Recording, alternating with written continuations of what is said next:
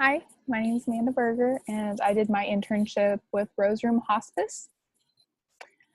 Um, as a part of Rose Room, I was an intern where I do desk work occasionally, but most of my time was spent with patients where I was a hospice volunteer. So I provide comfort and companionship as well as respite care for their family members. So four transferable skills that I listed were active listening, observing, supporting, and developing. So in my updated resume, you can see here that I visited patients and actively listened to their life experiences. I consider this a skill because not very many people are aware of how to actively listen and how to facilitate a conversation where it's more about getting understanding of their experiences and less about you sharing your own. I also observed and recorded the process of dying to better understand the end of life, physically and psychologically. So with hospice, obviously people have 6 months or less to live, and a couple of my patients did expire while I was their volunteer.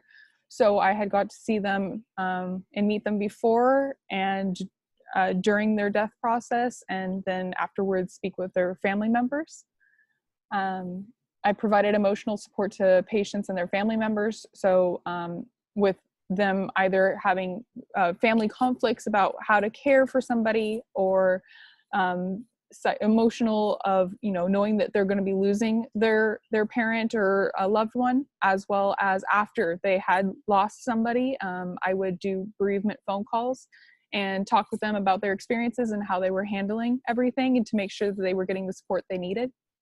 I also developed an understanding of the stages of grief by visiting patient family members. So like I said earlier, when they were transitioning through the dying process, I would still be able to visit if, I'd ask for their permission, but be able to visit them and kind of understand and see where they're at, and ask them as many questions, kindly ask appropriate questions to understand where they were at and how they were dealing with that process.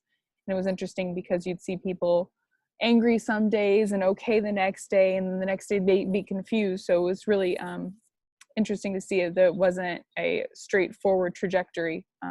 Grief is very complicated. Lastly, advice for future students.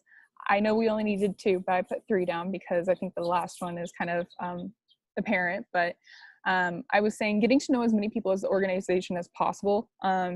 Be curious, ask people questions about their job, how they got there, why they're there.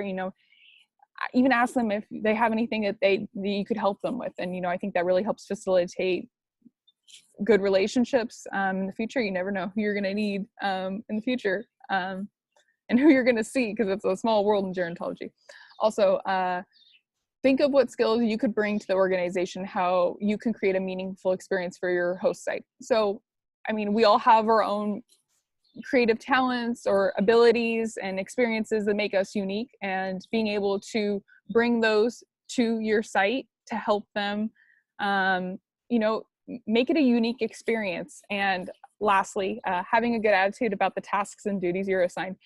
It makes it so much better for you if you try to enjoy everything you do, even if it's mundane tasks like folding papers or putting packets together.